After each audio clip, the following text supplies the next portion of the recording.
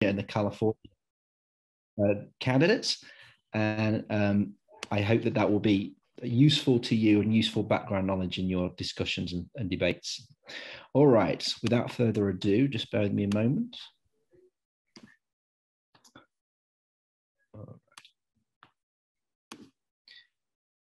Okay, so very quick plug for the two projects that were mentioned in my introduction. NCAR by the Numbers is a national, is our sort of national annual data set on what's happening on the path to licensure. We as NCAR have, I guess, a unique position or certainly opportunity to report on data on the path to licensure. And that's been a project that's in its sort of 10th iteration now, 10th year. And every year we try and do a little bit more and show some more insights on what's happening with the licensure, with both the architect community and the licensure candidate community. Based on Belonging is a joint study with Nomad, which really digs deeper into issues in and around the path to licensure and specifically challenges that different groups might be facing as they work towards earning a license to practice. So just to give some background information on sort of the data we see of different sort of points on the path to licensure. What you see in front of you is a chart. On the left-hand side, you have US Census data. That gives you a general sense of from the latest US Census data on how the national population is across a number of groups. And I'll just clarify and say we have consolidated a little bit with other here. I'll call that right out the gate. That's more because from our data perspective, we don't have a very good insight and from a numerical perspective into Native American, Hawaiian, Pacific Islander, etc. So we have consolidated for the sake of our own data reporting. Far right, you see NCAR certificate holders. Now that is typically, that's our best kind of proxy for the architect community at large, people who have earned a license, and you have to have a license to be a certificate holder. And we have about 47,000 across the US, so it's a pretty good sample size. But what you see is, if you compare the two extremes, really a very big difference in terms of the architect community compared to the US Census data. Something that we know, and I think that's obviously why California is having this conversation along with others right now. But when we look at the path to licensure, which is the three middle sections, we see right at the start, new record holders, we actually see that there's pretty good diversity at the beginning of the path. We see that that's actually the sort of maintains, but we are seeing a drop off when we get to ready for licensure. That is our proxy again for having completed the core components of the experience program and the architectural registration examination. I'm aware that other people, that doesn't mean you're ready for license. Places like California have a supplementary exam, as you well know. But in terms of a national kind of standard, that's our reflection on people getting ready. What we're seeing is that the Hispanic and Latino population and Asian population is fairly well represented through school and into the path right now, but we continue to see a lack of representation or a lack of diversity when it comes to the African American and Black community.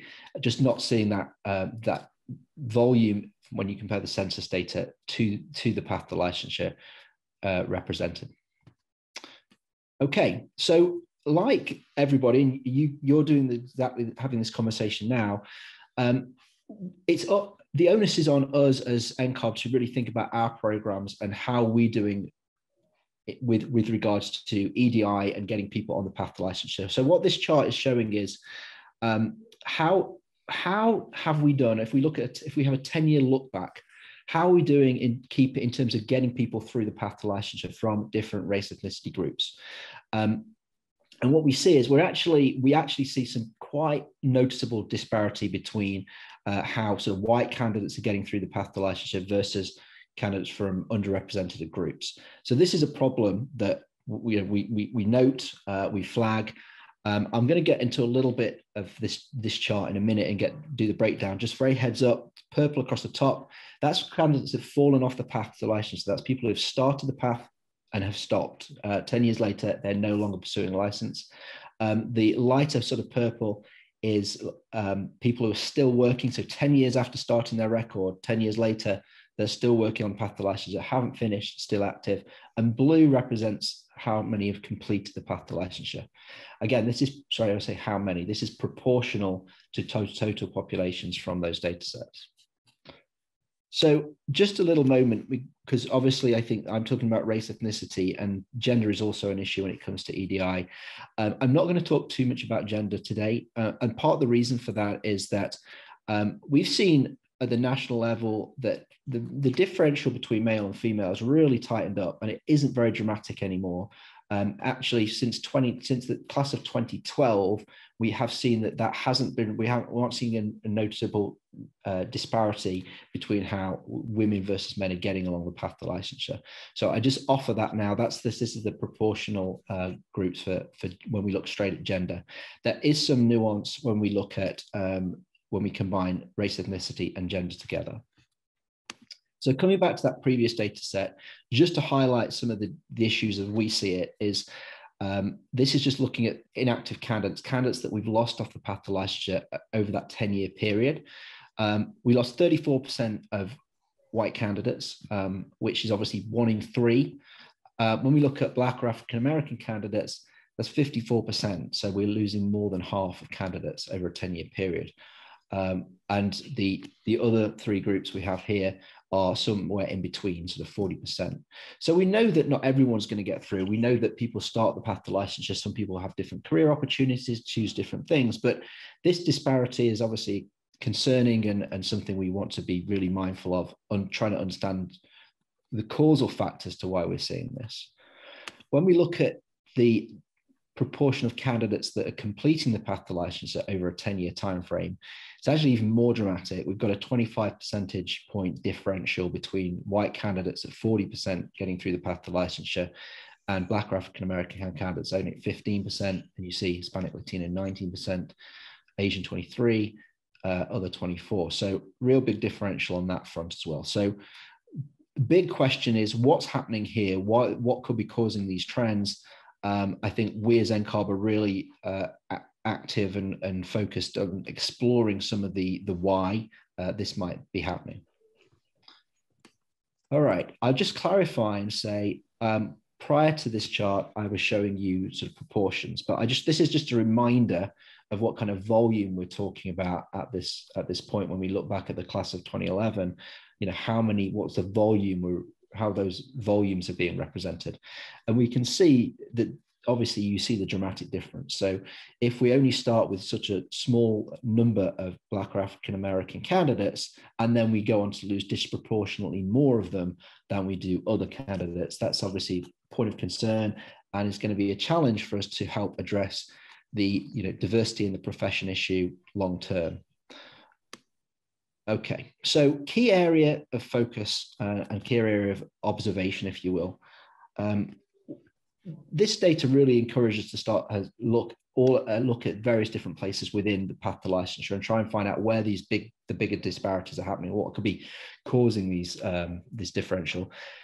One area that we've flagged, and we talked about this earlier in the summer, sort of publicly, was the exam pass rates. And this is the first time we've been able to dig in and do some analysis on exam pass rates by sort of broken down by race, ethnicity. What we see is that we actually see this is where the biggest differential is seen right now. Just a clarification. So when I say pass rates, this isn't just the numbers don't reflect, say, the number of questions people have got answered correctly. It's simply of the people that have taken the exam from each of these different groups, what proportion of them was successful in gaining a passing grade. And we see the national average is just over 50%, but white candidates at 61.5% of candidates completing it, being successful when taking a division versus less success for the other groups. And this is a big flag for us, and something we're investigating right now is, okay, what's the causal factors? Are there some issues? Do we have any sort of inherent biases in the way the exam's been put together that may have contributed to that? And that's an area of study for NCARB right now. But when we have to look at where we are losing people on the path to licensure, something's quite interesting here is it's not that the examination is the place where the drop-off really happens. This is of everybody who starts the path. We look at that 10-year look back. Where did people fall away? Where did people where do we lose them? And there's really these four sort of opportunities, if you will. During the exam, you'd assume, or I may have assumed, that knowing that we have this big discrepancy and differential in pass rate, maybe that's where you see a lot of people fall off the path. It's really not. That's the blue section at the top. We're not really seeing a big differential there. And it's pretty even across the board. Between the experience program and taking the exam, that's sort of the gray area that you see second down. During the experience, the AXP, so during gaining that professional experience that licensure requires, is actually the biggest. That's where we lose most candidates. And then before NCARB programs, actually, that's literally people who've started a record, they've given NCARB some money to give themselves the ability to start recording experience and taking the exam, and never did anything. So if you think that's a pretty sizable chunk as well. So just contextually, it's interesting to us that the exam isn't really the bite point where we're losing a lot of people. What we're seeing is that once people get to that and are in it, they're kind of like, they're going to get there eventually, and they're going to work hard. And this is really where we see that impact. This is the average time to complete the exam. So we see a pretty big differential between white candidates who are getting through the exam on average in 2.3 years, Asian candidates 2.5 years, and then you see 3.3 for both Black or African American and Hispanic Latino candidates. So over a year, well, full year difference or longer for those candidates. And also because of the fact that they've not been as successful in the individual exam divisions, there's a cost impact there as well. So typically Black or African American and Hispanic and Latino candidates having to pay more to get through the exam simply by the nature of doing retakes and things like that.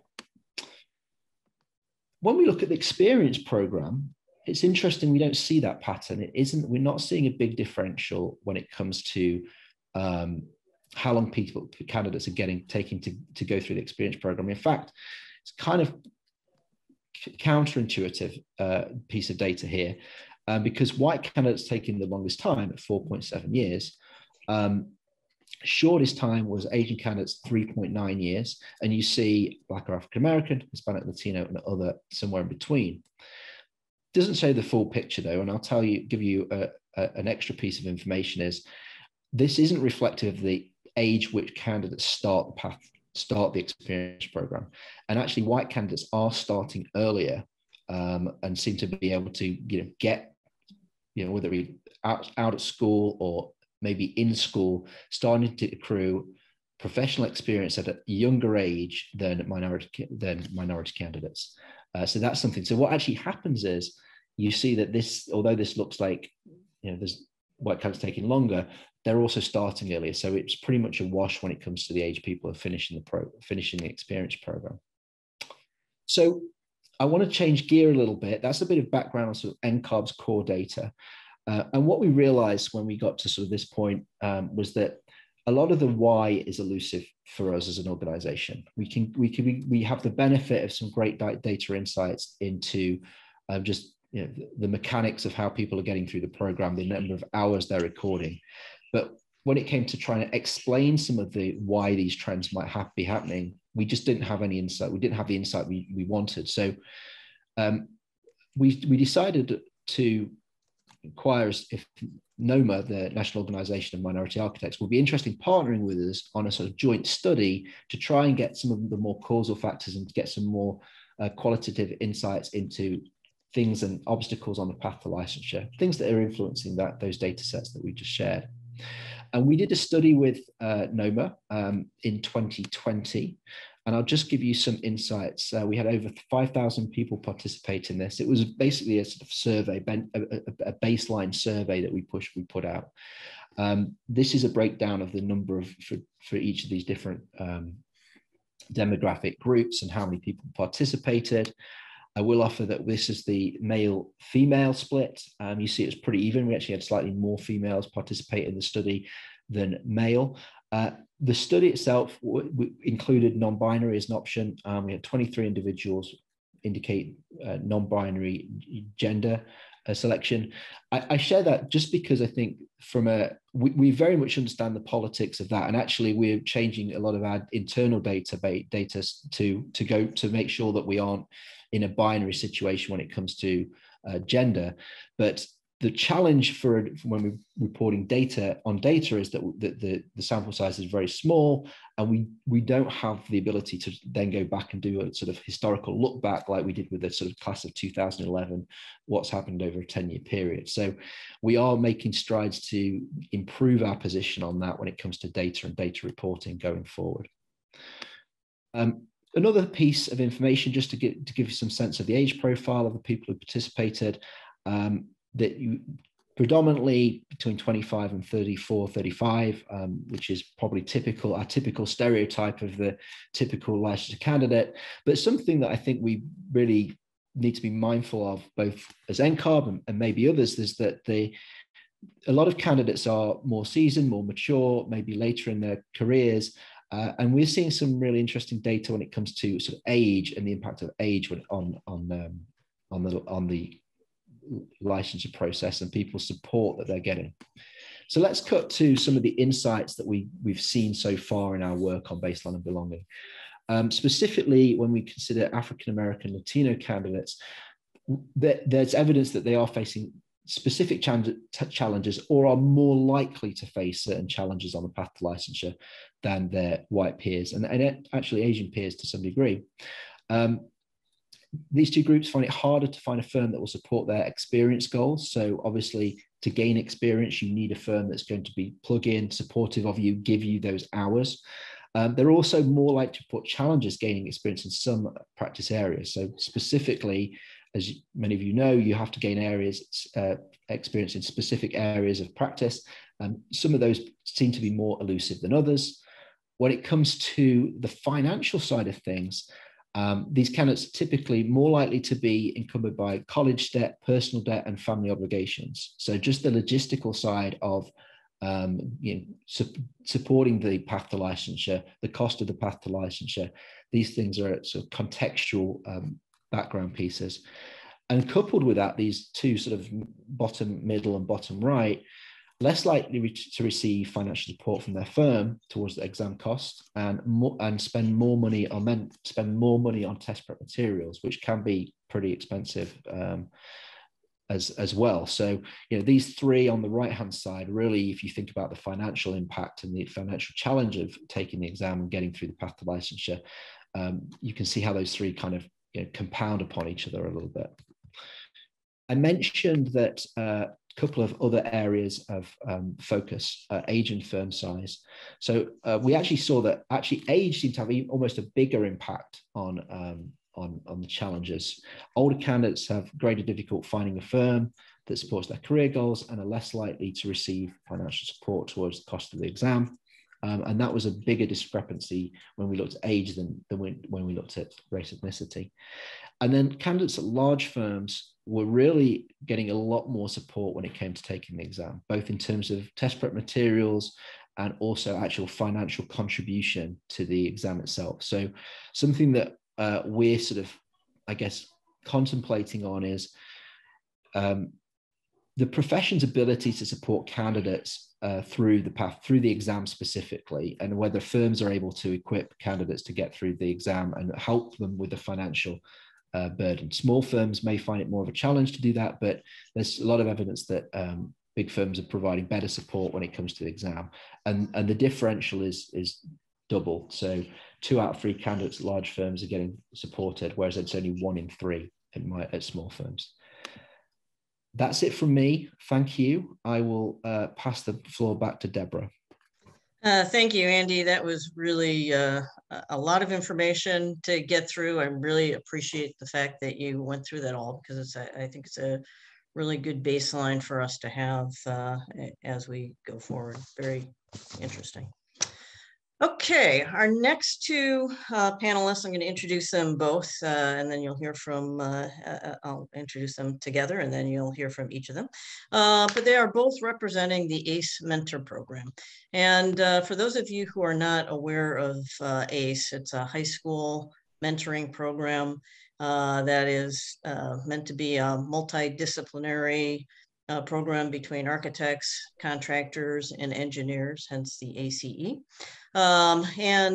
It's to encourage high school students to get into the design and construction industry, with the idea being that not all high school students know exactly what they want to do. And so by introducing them to this collaborative group of mentors, they can kind of find the path that speaks to them. So we have two candidates here from ACE Mentor Program, two panelists here. Lillian Cow is a 2014 ACE Mentor alumni, and she's currently working as a full-time designer at HMC Architects in Southern California. And she'll talk a little bit about her experiences. And then we have Brendan Mullins, who's an architect with Stantec, currently working on the Lucas Museum of Narrative Art in Los Angeles, huge project. And Brendan is a former ACE student, but he's also a current ACE mentor. And so I'm going to turn the floor over to Lillian first, and then followed by Brendan. Take it away. Thank you, Deborah. Can everybody hear me okay? Yes. Okay. So yeah, as Deborah mentioned, my name is Lillian. I am a designer at HMC Architects that's based out of Southern California.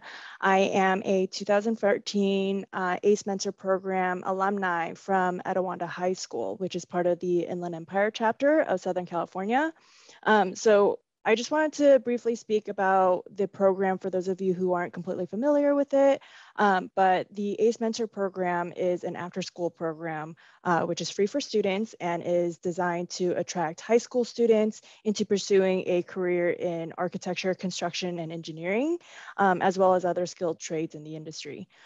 The program is an award-winning program and has some very impressive statistics that I wanted to share with you. So more than 70% of the ACE seniors annually enter a skilled trades program or a college with a industry-related major. The majority of the ACE students are minority, and we estimate that as approximately 69 to 70%, and a third of these students are female. A quarter of the students are entering, or of seniors in the program actually enter college as first generation students.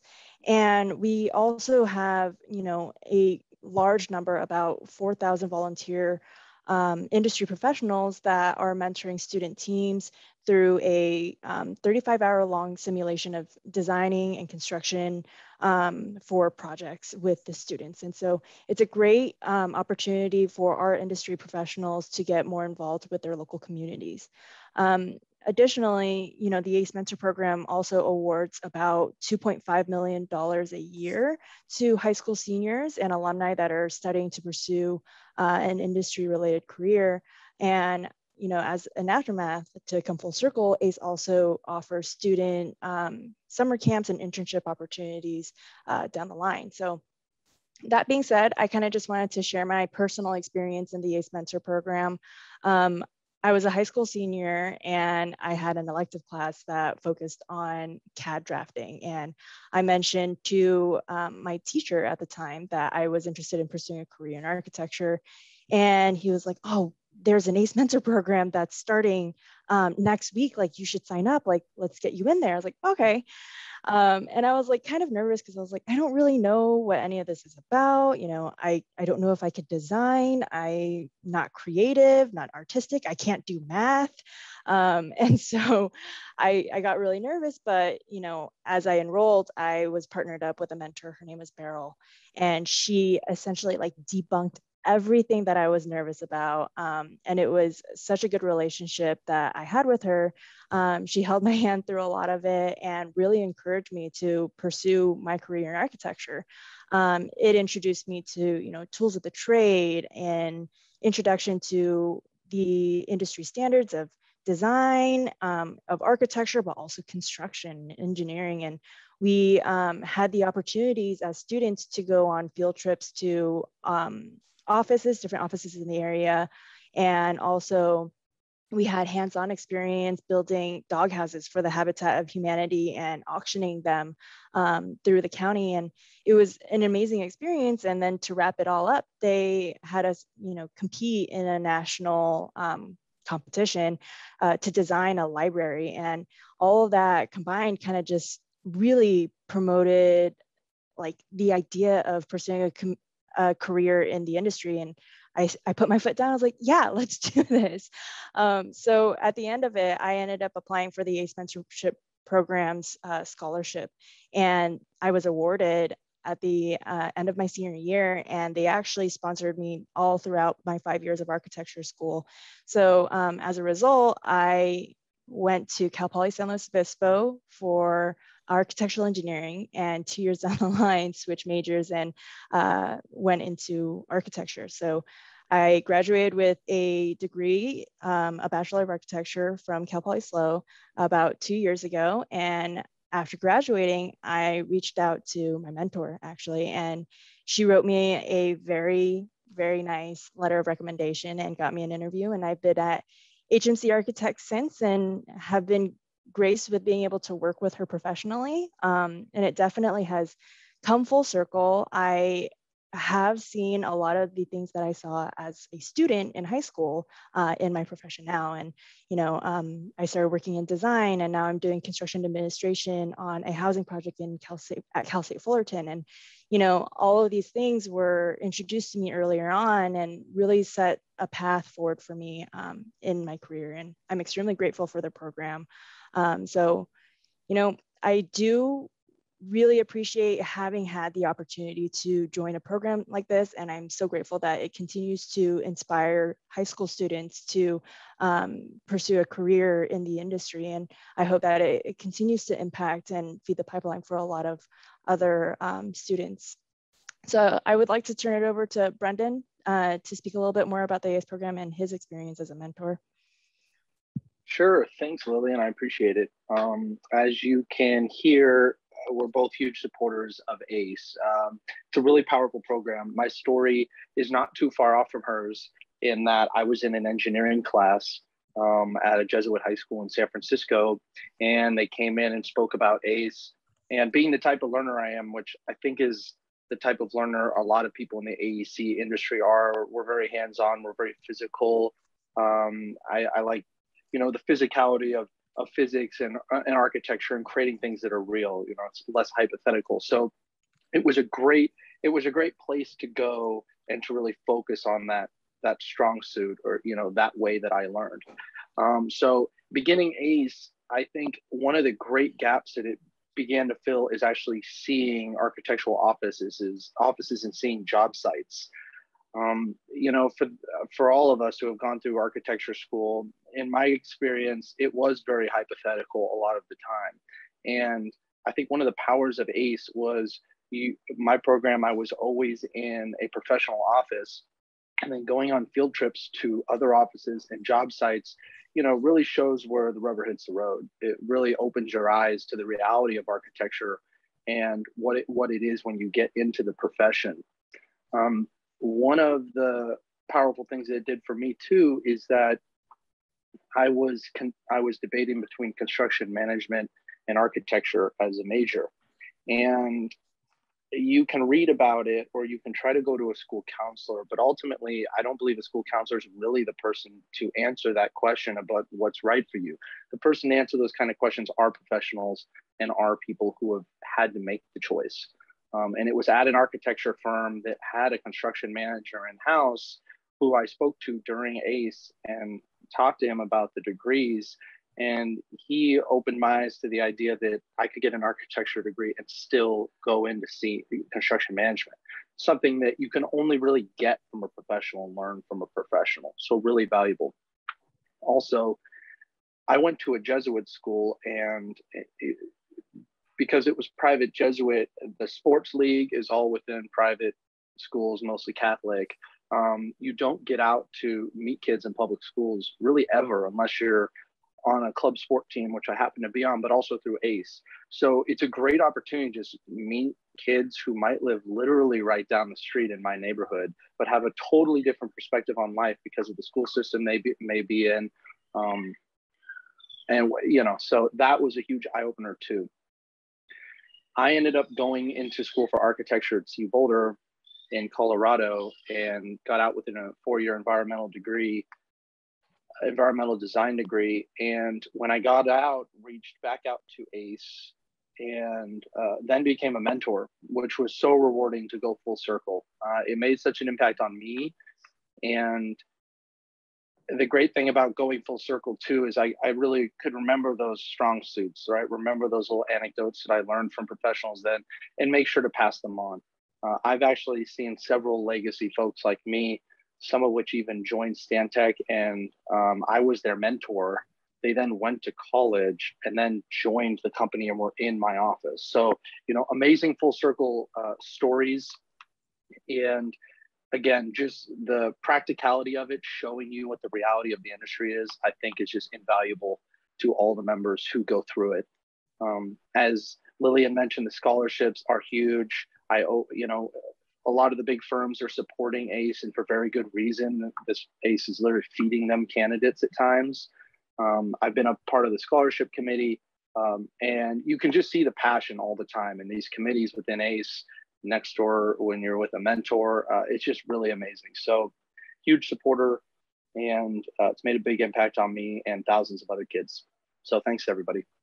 All right, thank you both. Really inspiring stories, and it warms my heart. I am also a big supporter of ACE, and so it's really nice to hear the actual success stories that you guys both presented.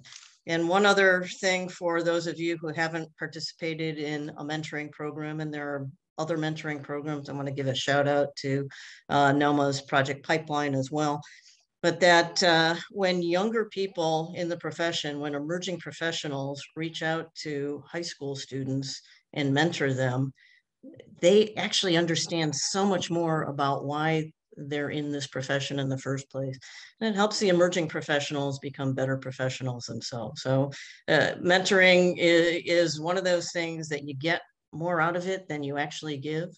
But it's really valuable to young people to be mentored by a professional. All right, enough of that. Next up, Joshua Foster, who is Associate AIA and NOMA, is the founder of JAF Creative Solutions, LLC, a community impact-focused strategic partnership and design consultancy firm. And he is also an adjunct architecture professor at East Los Angeles College. He serves on the board of Socal NOMA, the Long Beach Community Design Center, and is a co-chair of the AIA-LA's JEDI committee. Joshua, take it away. Thank you very much, Deborah. I'm going to be sharing my screen, so give me a quick sec.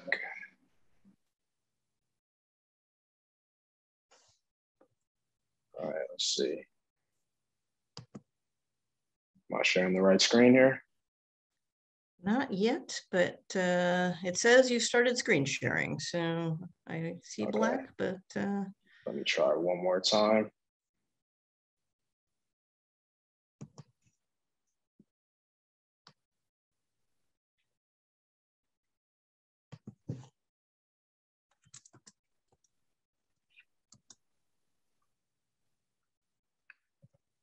Okay, how about now? There you go. Now you got it. All right. So what I want to talk about here is supporting the practice through the lens of EDI and really focusing on principle 3 and what we're going to find out how we can do that through what we have here. So to start off here, hopefully you've all been able to read the policy that we've drafted, but just for a quick reminder here, as Deborah talked about in the beginning, the main thing about Principle 3 is for the architecture profession, with this need to change the systematic cultural barriers to entry, advancement, and prosperity. Along with that, what we really want to focus on, sorry about that freezing up, okay. what we really want to focus on is the different bullet points here that follows along with Principle 3.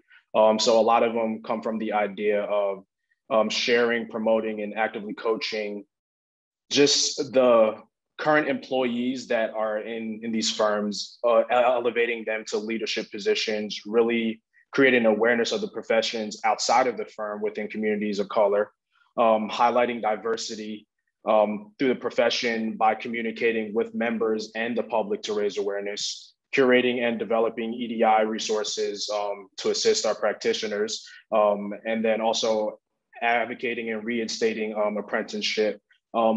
As we talked about a bit before, throughout different programs like ACE and NOMA, but then once we actually get into the firm, what we can do through advancement through there as well. And then of course, by organizing training for firm leaders and their staff.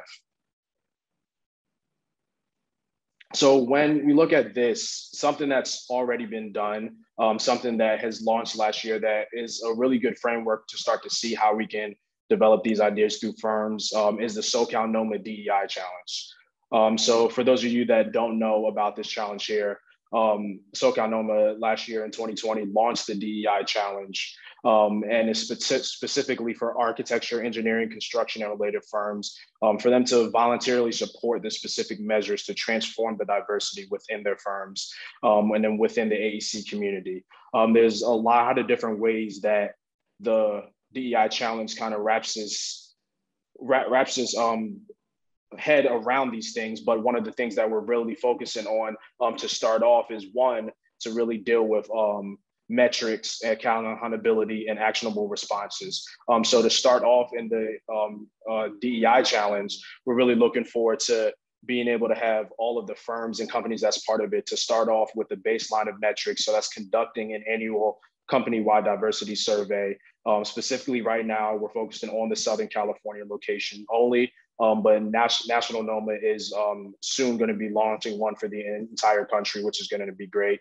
And then also continuing to report annual diversity statistics of the firm that includes the staff, the design professionals, and then the leadership, all to Socal NOMA. So within doing those things, I wanted to talk about a little bit of how to break those things down into what's internal support and what's external support, showing the different ways we can do this. So the way that I'm going to explain internal support is basically what can we do long-term for the people that are in our firms currently. So looking to create a culture that attracts, retains, and cultivates employees of color.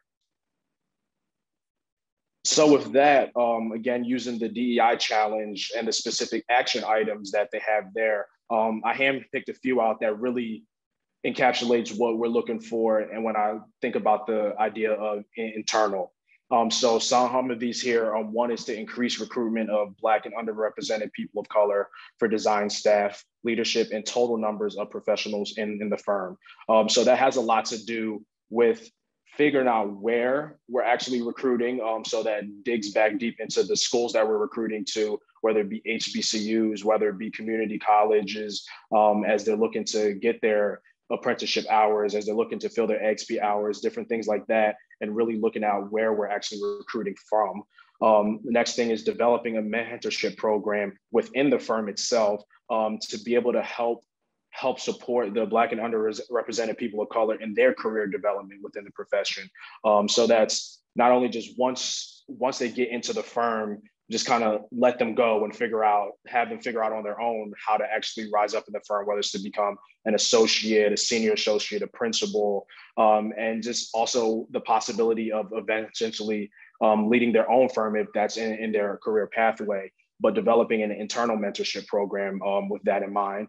Also, alongside of that is increasing the career advancement. Like I said, that really deals with management and leadership positions, because that also goes back to recruiting when people of color are looking to find firms that they feel comfortable at, that they feel like there's a culture of diversity, equity, and inclusion. A lot of it starts from the top, and going into a firm where there is no representation at a leadership level doesn't really give too much of a good feeling that there's a chance for them to do it as well. So really increasing that career advancement there.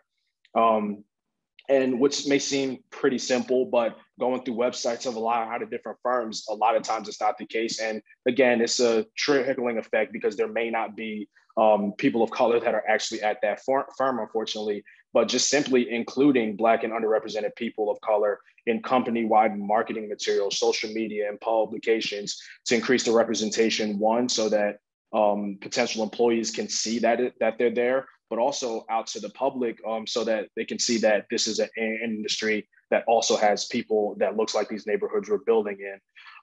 And then, of course, just to be able to continue to conduct diversity training for all staff at the firm so that when the firm hopefully gets to a point where they're starting to bring in a lot more designers and architects of color, people really understand the different backgrounds and ways to interact so that it becomes a place that has a culture that can cultivate the different ideas and voices that are had. So want to dive a little bit into the external support. So external support, the way I'm framing that is what can we do right now? And I think what we can do right now is really to be active and intentional with community engagement and partnerships. And so while both of these things have to happen at the same time, we need to cultivate and just build up what we have in our internal offices in terms of all of the things that we can do to help retain and bring in. But outside of that, we also need to show the community as a whole what our industry is, what we do, and how we can partner with, so that while we may not be at the numbers we want to be at right now, we're not going to be taking a step backwards in terms of actually creating an outcome that can still help the users at the end of the day. And so here, some of the DEI challenge action items that kind of go alongside with this is to partner and or collaborate on projects with architecture firms that are Black owned or that are owned by underrepresented people of color. So that can look like a lot of different ways. If there's projects that are large enough for there to be a prime and for there to be subs, then actually working with these firms, and not necessarily as an apprenticeship role, because there's a lot of Black owned and firms that are of people of underrepresented that really have been doing this work for a very long time, that has a great amount of experience, but unfortunately just hasn't been able to get the opportunities. So really focusing on teaming up with firms like this can just become a more well-rounded design process and just be able to give opportunities that unfortunately have not been there. Outside of the architecture firms themselves, being able to create project teams that include these Black and underrepresented persons of color in a prime partner, sub-consultant roles, whether it's in engineering firms, landscape firms, shameless plug, of course, whether it's like firms like mine that really focuses on community engagement, and just really figuring out how we can make this a more inclusive design team and design process from the very start. And these things are really important to the external perception of architecture in these communities we're building in, and then just has a domino effect that comes back inside of the firm that will just make it a more inclusive mindset as we continue to design. There's also opportunities to provide pro bono design services and hands-on contributions to underserved communities.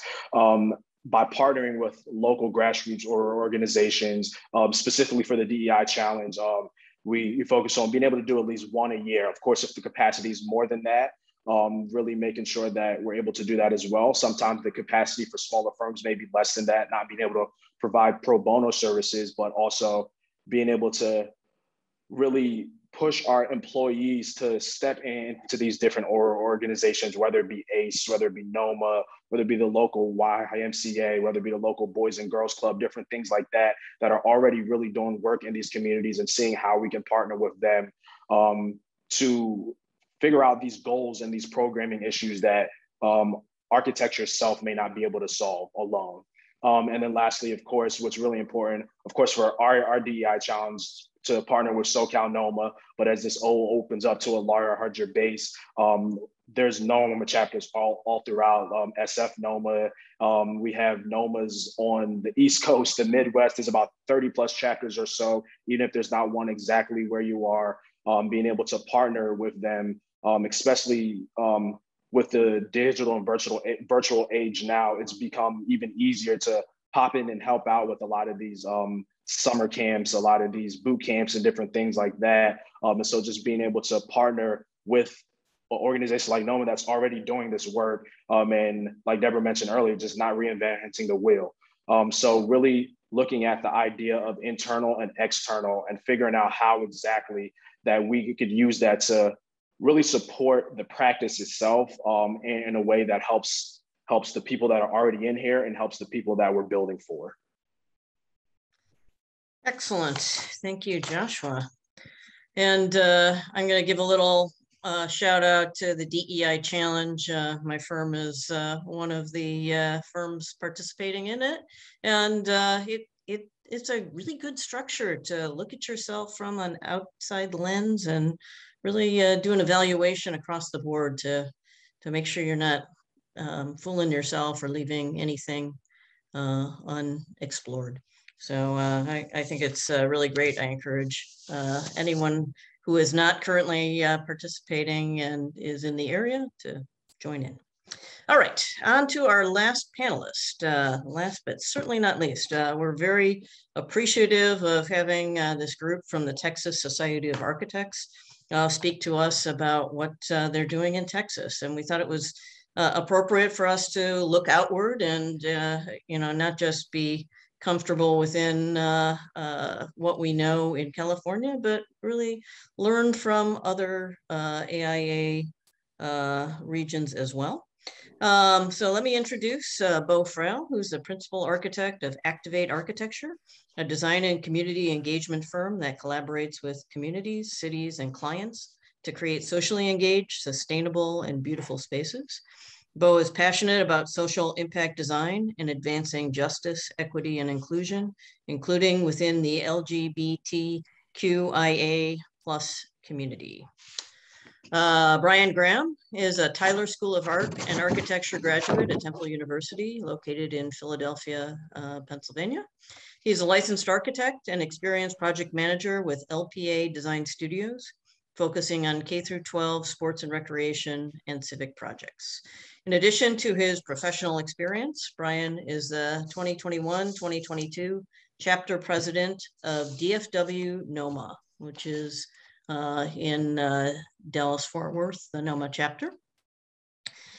He's also the 2021 director of networks for the American Institute of Architects, Dallas chapter, and the chair-elect of the Texas Society of Architects EDI committee. Excuse me. And also joining them is Melvaline McLemore, AIA. She has been practicing for 12 years and is an architect at Moody Nolan.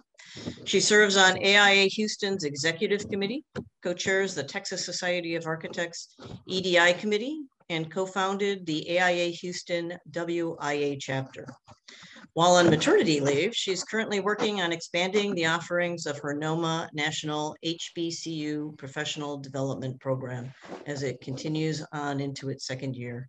We are very appreciative that even on maternity leave, you are here to support the AIA and us. So I turn the floor over to you guys. Thank you for being here.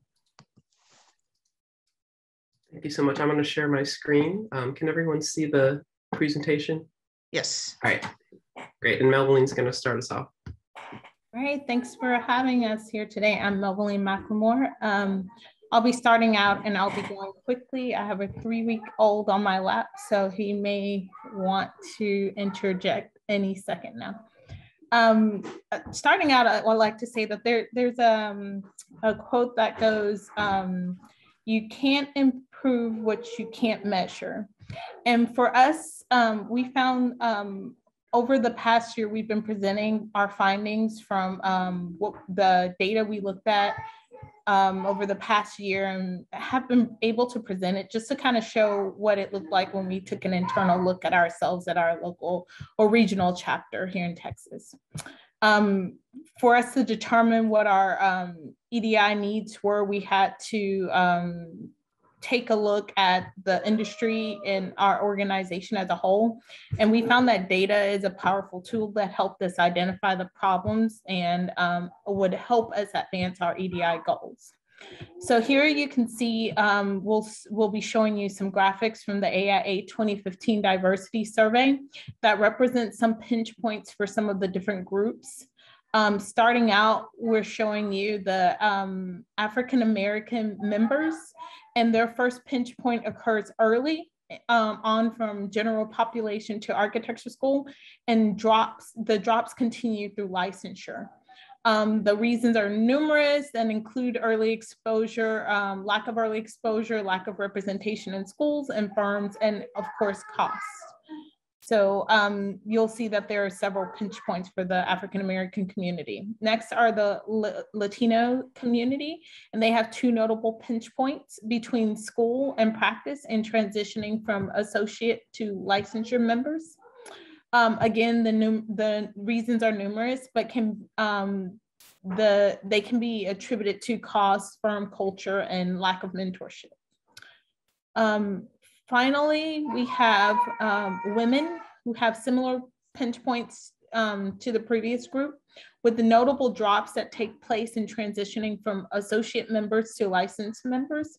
And some of the reasons include lack of work flexibility for parents or caregivers, pay gaps, lack of representation in leadership, and other glass ceiling related issues.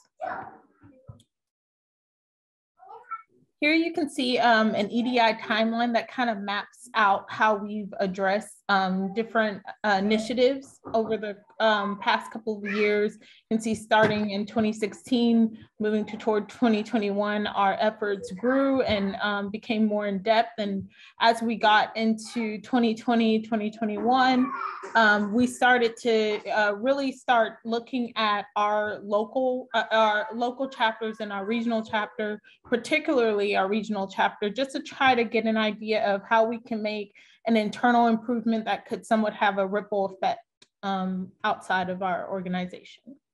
So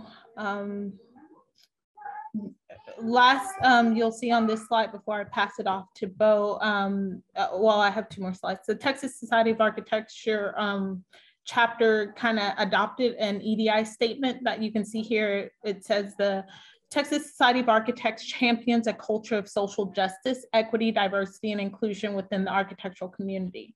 Achieving this vision directly impacts the prosperity, health, and future of our profession and our communities. And this is a statement we collectively worked on and has enabled us to continue to push forward our initiatives.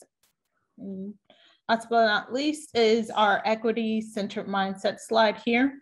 In the work we're taking on, it's important to understand the difference between having an equity-centered mindset and a diversity-centered mindset. The idea of an equity-centered mindset suggests that we move past the idea of merely checking off boxes to achieve visual representation of diversity, and instead seek to apply flexible fairness by understanding that not everyone needs the same things in order to have access to the same opportunities.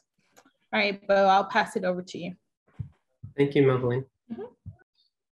And so I'm going to show some photos, just kind of sharing some of the work that the EDI committee and previously task force has done.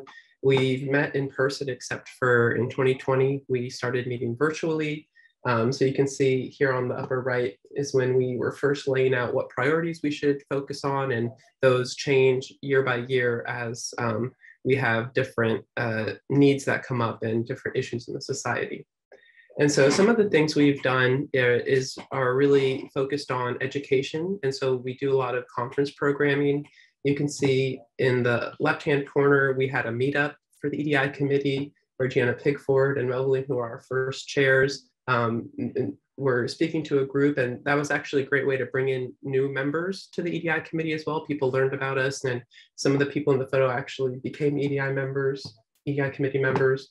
We've created guides to EDI sessions that would later evolve into a track. And then we give conference presentations as well, including the Pecha Kucha. We've helped organize that the last 2 years. And we always have a couple sessions at least that are organized by EDI members. And we've also done initiatives working with other groups or committees in TXA. So for example, the Honor Awards Committee, our committee was able to help create the award for equitable practice, which was named in honor of John S. Chase, who was the first Black architect in Texas and one of the founders of Nomad. We've given recommendations for speakers for the keynote speakers and general speakers at our conference. And so through that effort, we've been able to bring in keynotes such as Liz Ogbu, Michael Ford, and Deanna Van Buren, who've talked about design justice. And we've also done some webinars. We had a call to action webinar last year where we were addressing some of the issues with racism and equity in our profession. And now I'll pass it off to Brian. Thanks, Bo. So last year, as Deborah mentioned, the world kind of came to a halt with the pandemic, and then the murders of George Floyd, Breonna Taylor, and a number of others. And so because the world was shut down, everyone had eyes on these issues. And so, there was a kind of solidarity and unrest that was prevalent across the country. And so a number of organizations, including TXA, formed Black Lives Matter statements. But we knew that this couldn't just be a statement. It needs to have some action behind it, required action. And so we committed to pledge 5 pledges, similar to what AIA California is doing now, 5 principles that we wanted to take hold of. First, it was really to educate, state and local leadership. We also enlisted the help of Dr. Shirley Davis to provide EDI education for our board. And this year, we were able to use recordings of those presentations to distribute to all of the local chapters and components for them to be able to experience that EDI training as well. To evaluate and reform our nomination process, and that's still an ongoing effort. We're trying to enlist EDI members to be part of the nomination committee so that the EDI lens can be something that we look through for throughout our entire organization. Challenging and identifying standards of merit so that we can eliminate implicit bias. Also creating partnerships with NOMA and supporting Project Pipeline. This year, we were actually able to donate funds and magazines to the NOMA Project Pipelines throughout the state, and also starting to meet with NOMA leadership from the 3 NOMA chapters in the state, coordinating meetings between NOMA leadership and TXA leadership to form greater partnerships. And lastly, how do we start to foster even deeper relationships with the education and academic community throughout the state? There are a number of AIAS and NOMAS chapters around the state where we really want to tap into those students as well as get them involved in TXA, because we know that the younger generation is much more diverse than kind of in the profession currently. Next slide. And so, as Bo mentioned earlier, even though this year as well, we were able to nominate and suggest keynote speakers Pascal Sablon and Brian C. Lee for our conference this year. We hosted a number of Jedi focused sessions at the conference, and so we actually created a Jedi track that conference attendees could follow to attend all the Jedi focused sessions.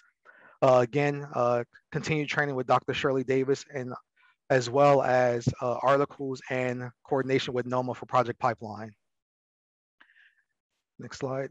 And so, as Mel mentioned earlier, we noticed that what gets measured gets done. And so we wanted to really look at the diversity of our society and the awards that have been given out, as well as the board diversity. So we're going to take a quick look into the kind of the awards that have been given out across the society. So we looked at 158 total awards and realized that overwhelmingly, the awardees were overwhelmingly male. So we looked at gender diversity there, and then we started to take a deeper dive and to look at ethnic diversity as well. And so overwhelmingly, again, for the Medal of Lifetime Achievement, the award has been given overwhelmingly to white members of the Texas Society of Architects. And we know that there are more than 2 females in 54 years who are worthy of Lifetime Achievement Awards. Next slide. And so we start to look at, again, the awards across the society, and notice that as we start to look at some of the community service awards, it's becoming a little bit more diverse, but still overwhelmingly white and overwhelmingly male. Again, for outstanding educational contributions, this was a little bit more diverse, but again, if you look here, 94% white. And we notice, just as California is a majority minority state, so is Texas. And so the awardees were not in line with the state population. Next slide. And so we start to look at some of the young professional awards, and for associates, we started to see that there was a greater diversity of awardees in these categories, and also starting to see a greater gender diversity as well. Next. And so we noticed that the most diverse award was the Texas Associate Member Award. As you can see here, 32% people of color, almost on parity, male and female. And then lastly, we started to look at the diversity of awardees across our state, and notice that some of the larger, of course, more metropolitan areas have a greater number of awardees. And so we wanted to see and get more diversity across our region as well, and enlisting more members from the outer regions, West Texas, the Rio Grande Valley, and beyond.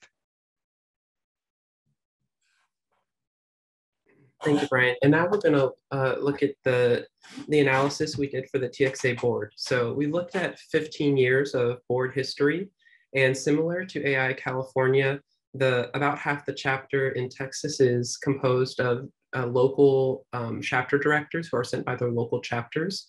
And right now there's 30 people on the board. And just to give you an idea of the legend here, anyone who is a gray or a gray box is male. Anyone who is a yellow box is female. And it might be a little hard for you to see some of the race, but we're going to show some other slides. It's the outline. So for Latinx men and women, there's a pink outline. For Black men and women, there's a green outline. And for Asian men and women, there is a blue outline. And then some positions were consolidated or absolved, and those you'll see in the dark, those are the vacant removed. So when we start organizing the data by gender diversity, we see that it's getting a little better over the years, but there's a lot of fluctuations happening.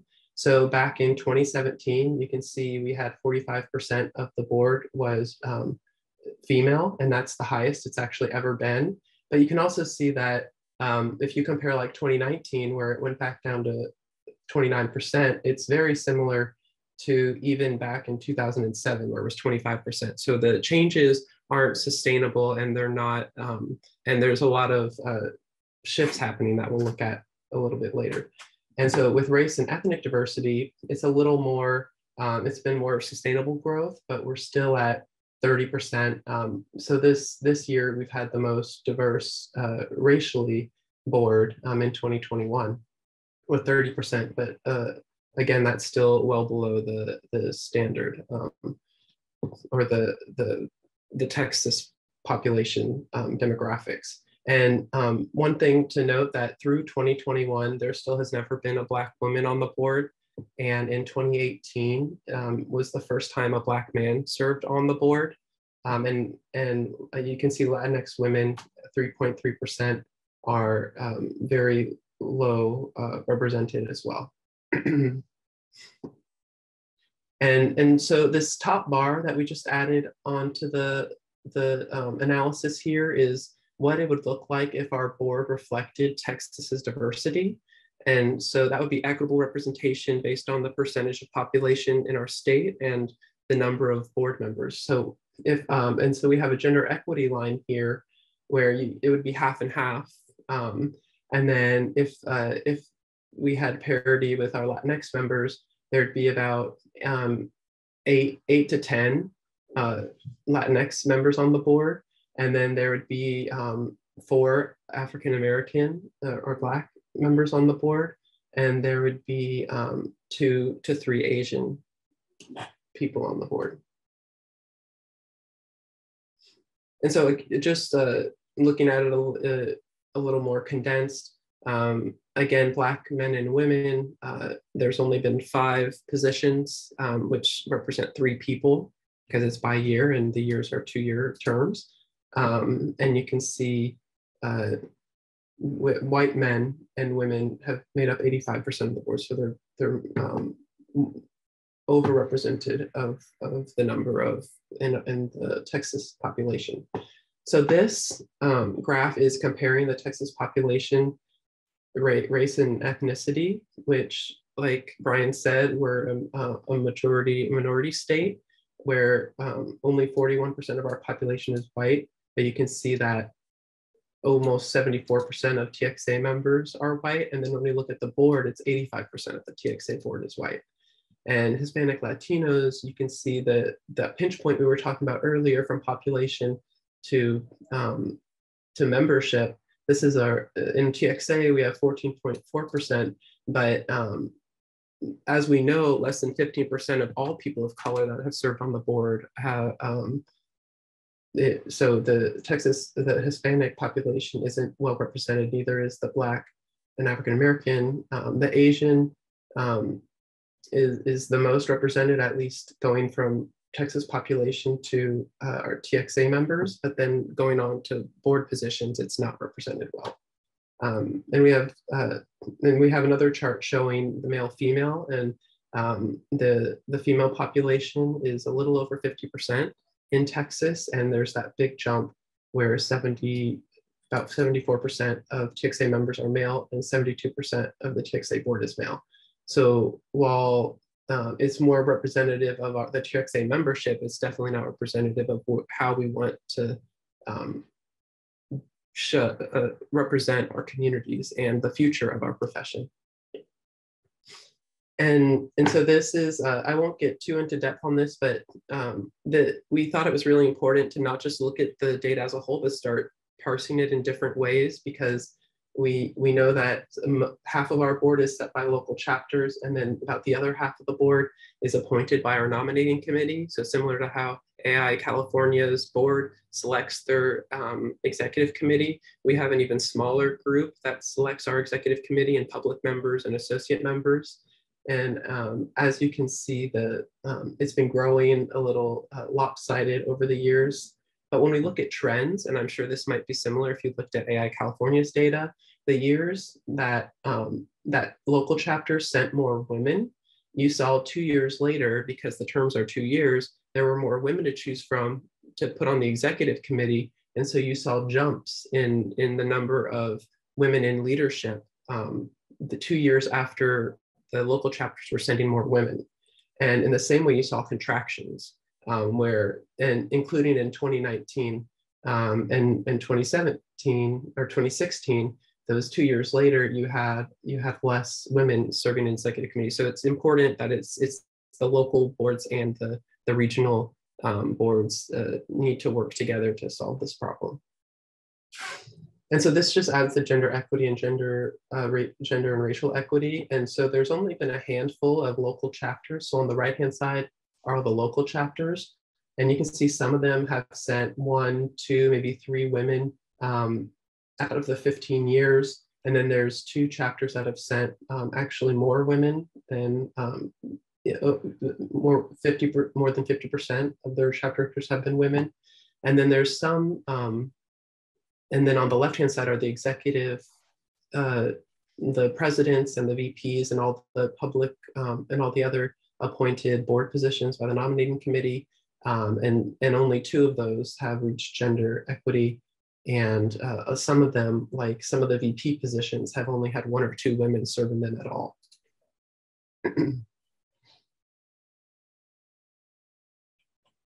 All right, so going back to what was stated earlier about addressing this kind of research and observation with an equity-centered mindset, and knowing that not everyone needs the same thing to have access to the same opportunities, we like to present this equity-centered question slide, just kind of give a chance to start looking at where there are opportunities to improve in gender diversity and racial diversity. We like to keep that ideal matrix bar at the bottom, just to kind of show it and see what we're working toward, and to highlight this is not a checklist. We're not trying to accomplish this and, mission accomplished. It's something for us to keep pushing ourselves and advancing on these efforts. So we'd like to ask questions such as, how can we change our current process and deconstruct barriers to allow for diversity in all forms to flourish here?